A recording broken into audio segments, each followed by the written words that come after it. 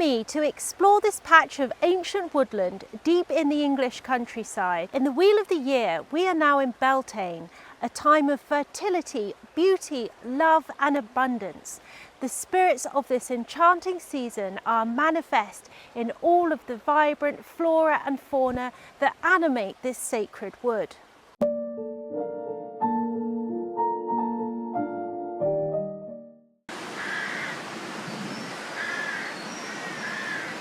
We can make a deep connection with the magic of Beltane through the enchanting flora and fauna that flourish in the months of May and June. The 6 short weeks from Beltane to midsummer are the most vibrant and colourful of the year, ushering in a sheer abundance of bright woodland flowers and fresh green foliage in the trees and hedgerows. The scent of blossom hangs in the air, and a myriad of tiny winged things waft about on the breeze, from dandelion seeds and all kinds of floating pollen and many insects in flight. I like to spend as much of Beltane season as possible outdoors, preferably in sun-dappled woodland glades just like this one, where you can encounter the most magical beings and the most enchanting scenes. Try to imagine a time when the British Isles were once cloaked in forests like this, wild, tangled and vast. You can fly above the treetops and see only a sea of green, with the occasional smoke rising from the campfires of our ancient ancestors who lived here. But over millennia, those ancient woods have dwindled to mere remnants. Many are just tiny slivers at the edges of fields and farms like this one. What survives are these precious corridors of magical enchantment, liminal spaces where the ancient spirits still thrive. Let's take a look at some of the species of this old wood and see what special meanings they held in the past and what meanings they might hold for us today. The beech is known as the queen of the woodlands, who stands in contrast to the kingly oak with her smooth grey bark and her rustling canopy. She easily takes over the rest of the forest by crowding out all of the lesser trees and shrubs. The beech is tall and elegant, and this time of year her canopy is very light, fresh and breezy. You'll see her young lime green leaves have fine silken hairs, and in early May these leaves taste like green apple skin, so they're pleasantly sour and will leave you with a nutty aftertaste. Its Latin name is Fagus sylvatica, named after Fagus, an ancient tree deity who was worshipped by the Aquitanian tribes of the French Pyrenees. In that region, the people forged a deeply spiritual connection to their beloved beeches, which were a source of great wealth and comfort. So from the beech forest came food and medicine, homes and also exquisite furniture which was made from the beech wood.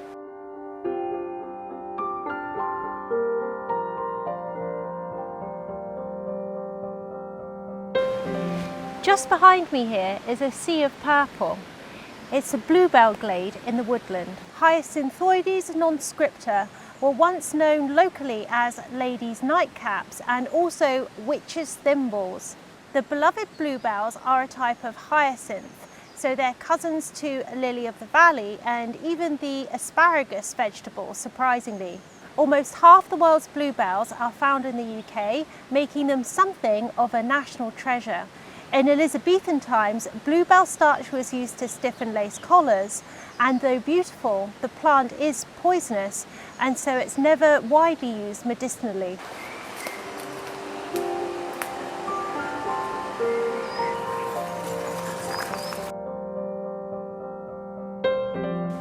So this is greater stitchwort, or Stellaria holostea, to use its Latin name. Stellaria means star-like, and you might agree her 5 white petals look like stars fallen to the earth.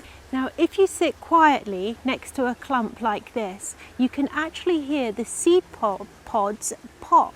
It's a soft crackle as they ripen and release the seeds.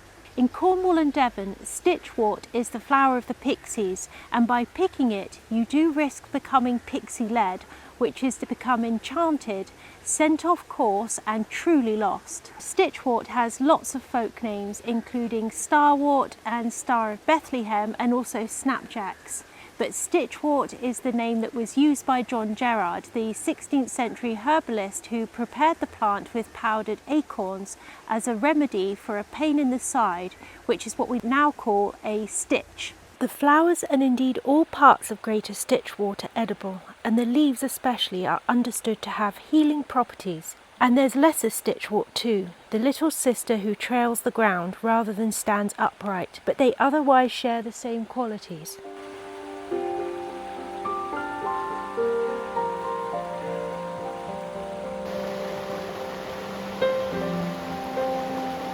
Another fairy flower is the red or the pink campion.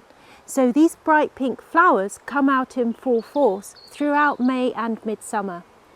In fairy folklore, the red campion serves to distract our gaze, dazzling us for just long enough for the fae to slip by unseen.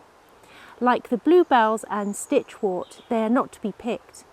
Campion's magic is that of protection and concealment, helping to keep the hidden world veiled with its glamour. There's so much to discover in the spring woodland.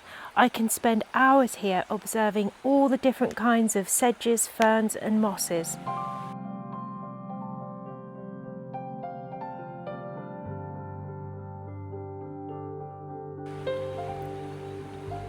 This here is pink purslane, a perfectly fairy-like flower.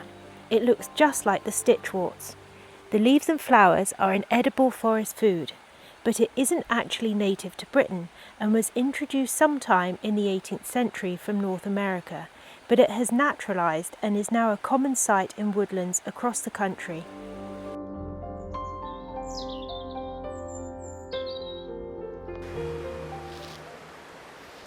Hawthorn is the sacred flower of Beltane, a sign of blossoming love. It offers protection for the heart and it's a very powerful symbol of fertility. Hawthorn is also powerfully medicinal. It strengthens the cardiovascular system and is a great herb for those with type 2 diabetes or dealing with menopause, or also as a remedy for skin conditions caused by hormonal imbalance. Now, the history and magic of Hawthorn tells a story of the demonisation of nature and also women healers in the British Isles in a time not so long ago when the priesthood and the church still dominated local attitudes and beliefs. Many plants, trees and places in nature came to be associated with evil, and the hawthorn especially. In some places, such as Ireland, they were associated with fairies who would trick or enchant you, or in England they were associated with witchcraft. So it was best not to be seen at the hawthorn tree, lest you fall under suspicion of perhaps making pacts with the fairies or with the devil.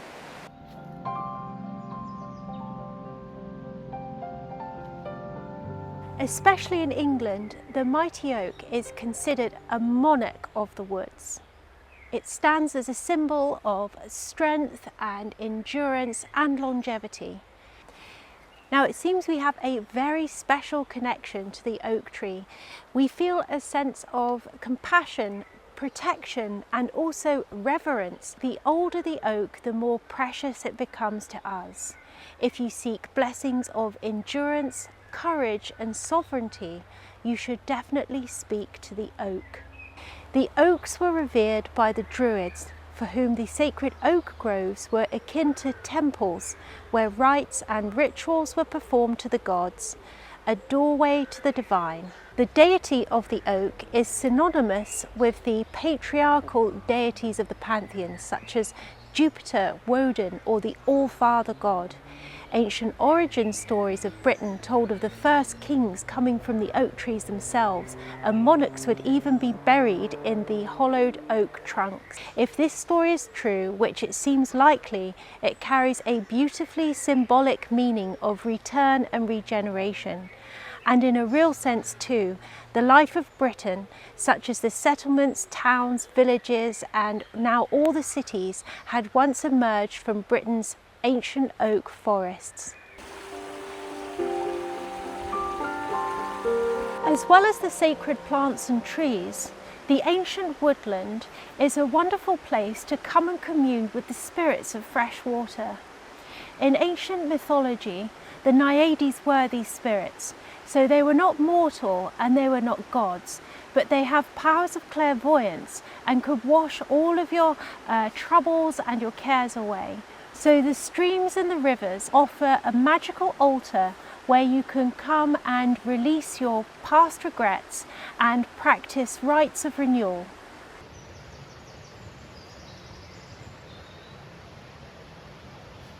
As the sun begins to set and the veil thins, we give thanks for all the wisdom and the beauty that we found here. Here in this glade beneath Hawthorn and Beech, we make a simple rite to honour the spirits of the wood to carry the light of Beltane within us. Spirits of this place, seen and unseen, thank you for your presence. May love blossom, may creativity flow, may our hearts remain open to beauty, wildness and wonder.